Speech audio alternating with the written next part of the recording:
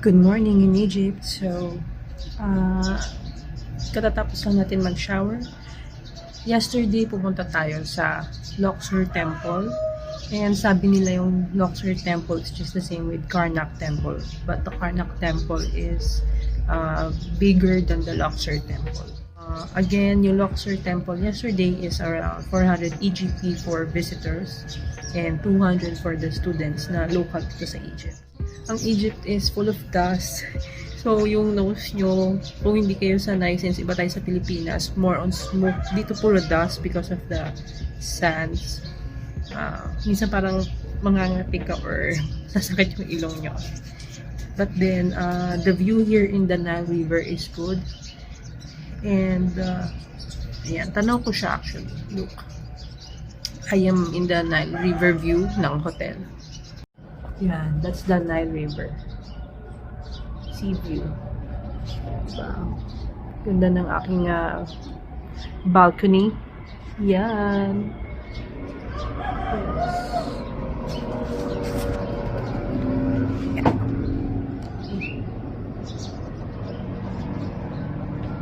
Daming ibon. So, tanaw natin dito yung mosque and I think it's the Catholic Church.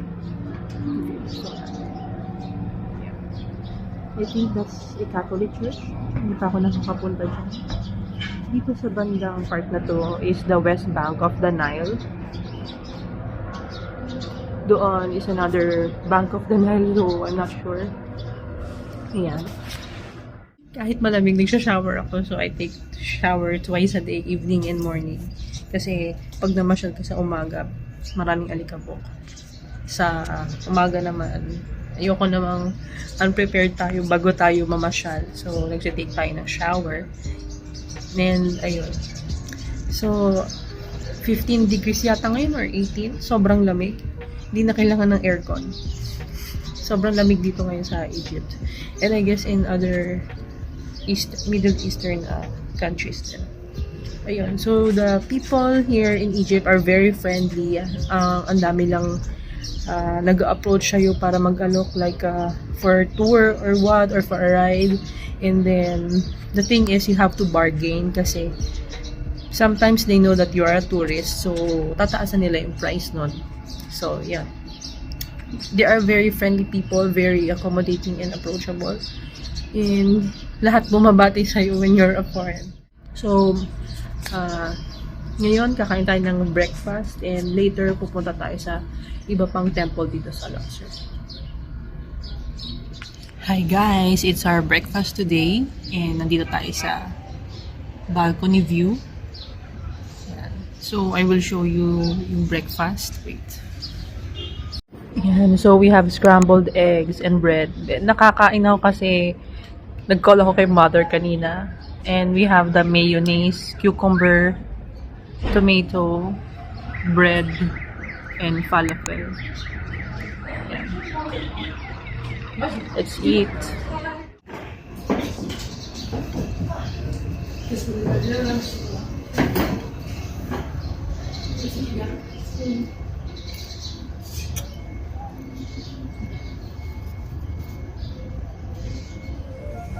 Hi, where are you from? France. France. Oh, Philippines. Nice to meet you.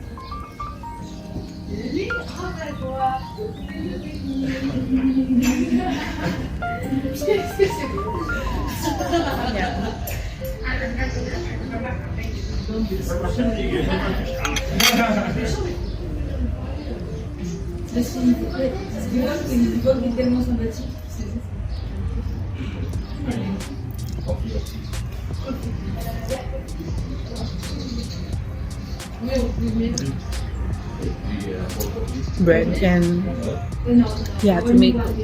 What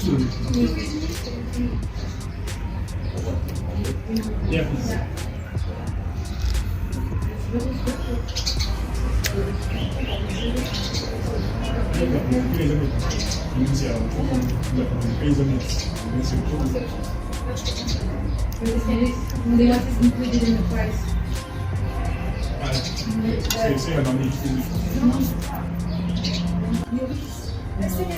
So, this is the falafel. burger patty na vegetable.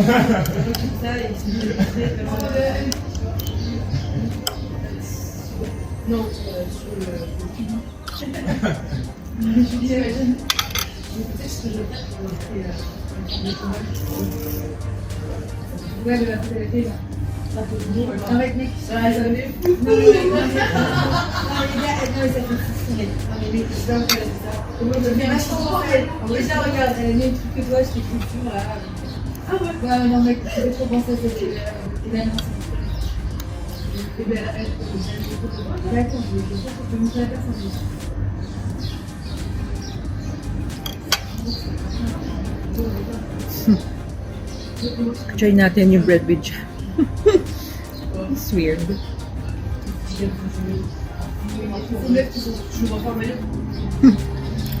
Good.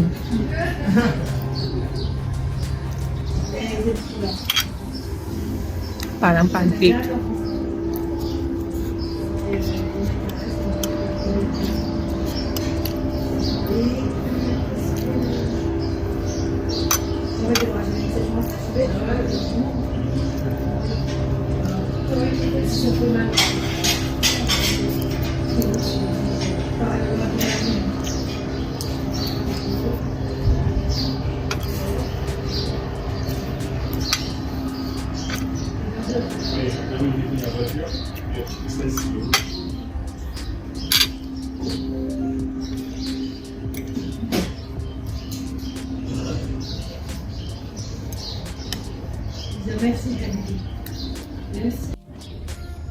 And guys, punta tayo sa balcony to see the view on top of the hotel. Very nice. Nice ba? Wow. Diba? Yan. So, we can see here the Nile River. Yeah, that's the entire Nile River. So beautiful. Excuse me, katatapos ko ng breakfast, OMG. Arte yan. Yeah. Nakit pa tayo dito kasi dito sa likod yung mountain na nakaka-view tayo ng hot air balloon. You know, very nice. Ang ganda. Cappadocia feels. Yeah. Wait. Back lang sa phone. Yan. Hot air balloon. Diba? So, maraming hotels dito na may view. Sea view ako ng sea view. River yun. Yan. Ganda.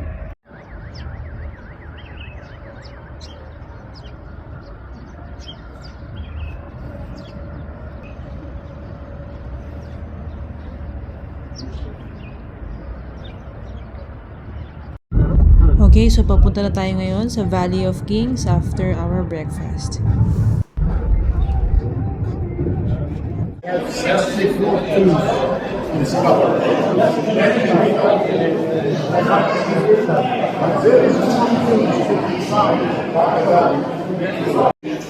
So we're here at the Valley of Kings and Ramesses. So it has 5 tours inside with different what they call that, different tombs and Egyptian places. Mamimili tayo kasi medyo expensive yung mga cost nung tickets. So Valley of Kings 600 HGP, Tomb I 150. Iba-iba siya. So 5 tours siya sa inside.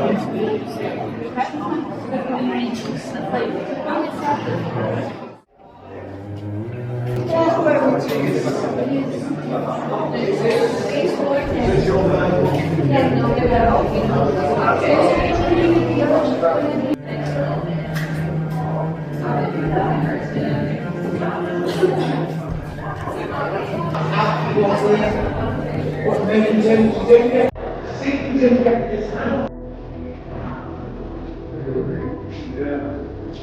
the way down the front, there's so nice at the top.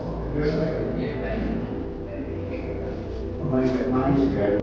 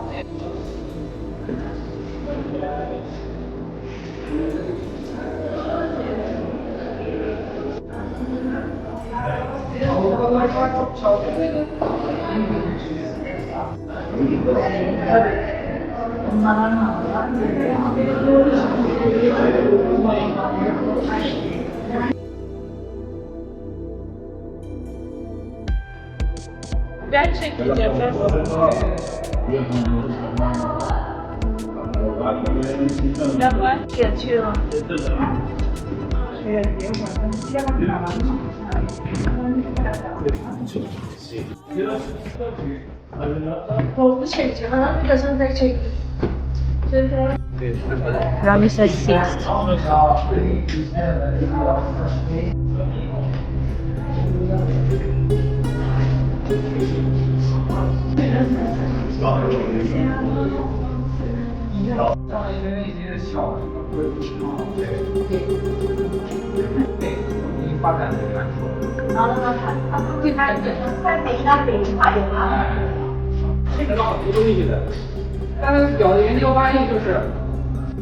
Hi guys, so we are here now at the Ramesses 6 tomb and we will show you what's inside the Ramesses tomb.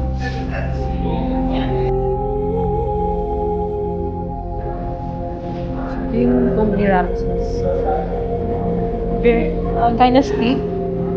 So, hawak tayo dito sa railings. Very steep.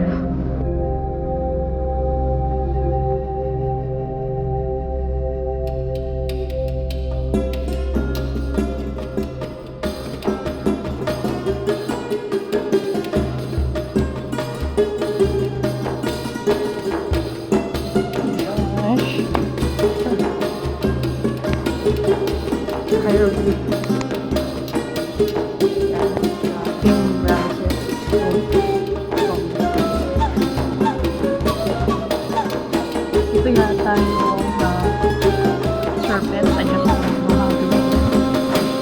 Yeah.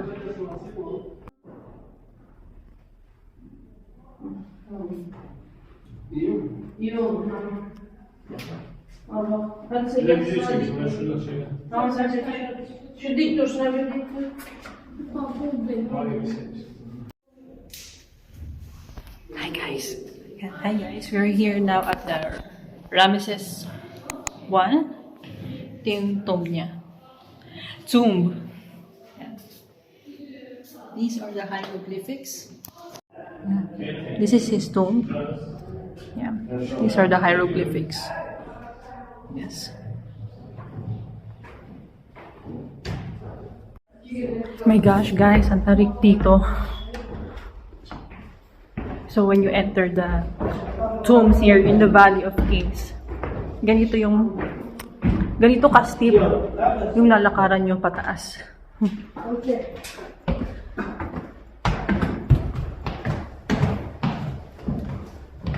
Yeah, very steep. My gosh. Ay, my gosh, nakakapagod. So when you enter in the Valley of Kings and Tombs, ganito yung itsura niya. Outside, ganyan. Then you will enter in the tombs inside. May entrances yan. You will pay for group. Yan.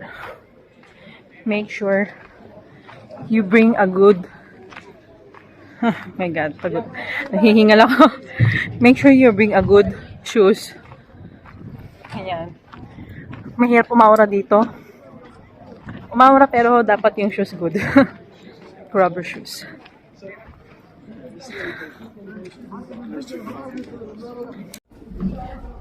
So, bumalik tayo sa Ramesses 5 and 6. Because we have our extra tickets. And ito yung itsura niya. Flat naman yung floor. Yeah, so it's not steep. Yeah. These are the wall hieroglyphics.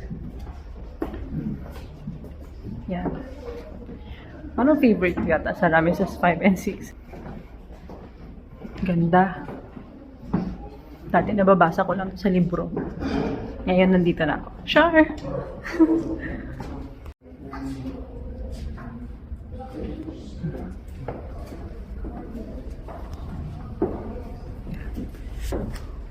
Touch natin siya.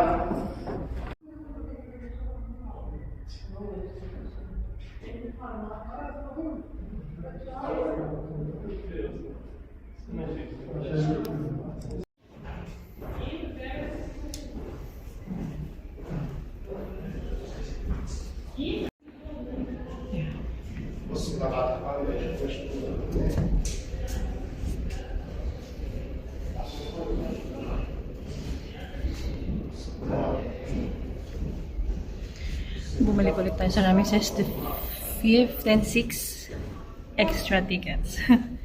Yan, so medyo maganda yung dito sa loob kasi malamig. Malamig naman ang Egypt ngayon, so no problem. Yan. Ganda. Dati nababasa lang natin sa libro to, ngayon nandito na tayo. Yan. These are the hieroglyphics. Yan. May pagtinga pa. Okay. Tignan nyo ang ganda, guys. Very nice. Yeah.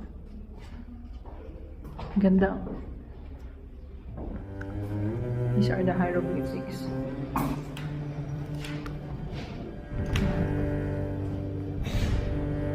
So, medyo gold yung color nung nasa mga walls. There. Labas na ako, nakapunta naman na ako dito. So, ayun. Nakakaloka lang. Kasi, we just paid for the ticket and tapos na kasi yung sa akin. But we have still complimentary tickets. Buti nila pumayag yung staff na pumasok kami ulit. Ayun. Ganda, what a nice Egyptian experience. And very approachable and friendly yung mga Egyptian people dito. Okay, labas na tayo. And let's have some drinks.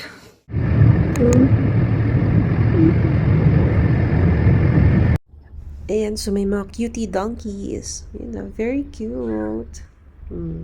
Kain lang kayo, kain.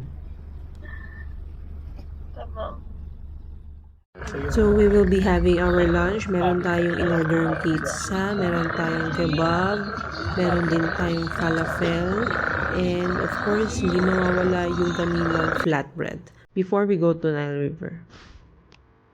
Okay, so we finished our lunch. Medyo late na kasi it's around 4 p.m. na dito, and we will be having our boat ride here sa Nile River. So, we will be having this boat ride hanggang medyo magdilim, siguro around 6 p.m. till we reach our dinner.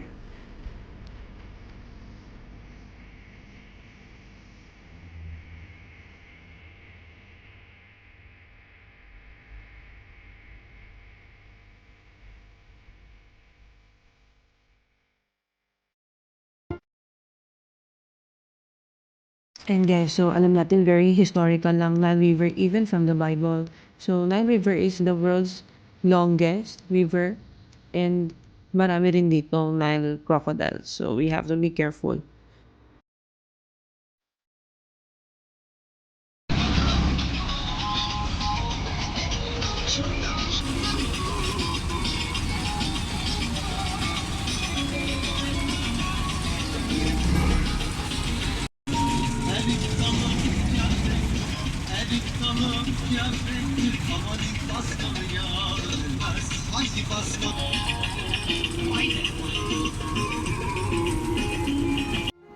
So from what I have mentioned earlier, Nile River is very historical and we have known this from the Bible also. So, di ba si Moses, the baby Moses was found by the Pharaoh's daughter here at the Nile River. And also there are so many biblical events happen in this place in which Nile River, its water turned into blood, and there are lots of plagues happen during Moses and Old Testament's time.